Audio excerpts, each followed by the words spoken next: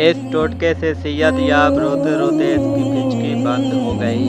اس کا اکلوتا بیٹا موت و حیات کی کشمکش میں مبتلا تھا۔ وہ اپنے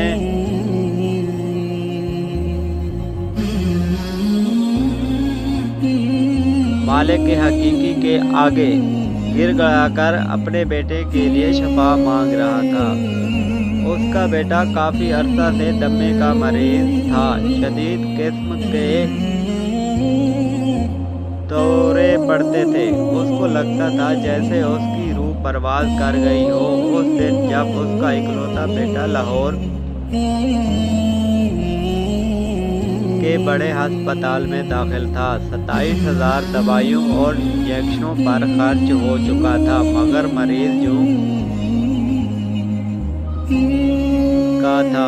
سب گھر والے باخلوص والد کا غم دیکھنے والوں کو بھی رلا دیتا تھا۔ وہ اپنے لگتے جگر کو اس حال میں دیکھ کر بے حال ہو رہی تھی۔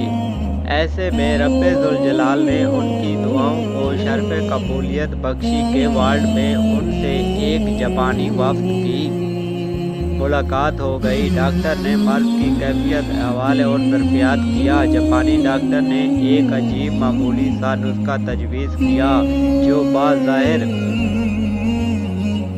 تو عام سا لگتا تھا، مگر اللہ عز و جل نے اس میں بڑی شفا بھی ہے۔ ہمارا ایمان ہے کہ شفا اللہ کریم کے قبضہ قدرت میں ہے۔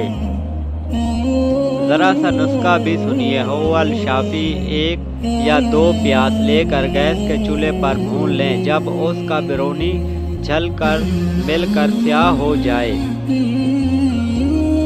اس بیرونی جلے ہوئے چھلکے کو اتار کر پھینک دیں اور اندرونی حصہ پیاز کو خوب رگڑ کر باریک کر لیں۔ اس ہم وزن شہد ملا کر 1 چمچ صبح اور ہفتہ بھر یہ چند دن استعمال کریں۔ شام مریض کو چھٹائیں، انشاءاللہ پہلی خوراک میں شفا ہوگی۔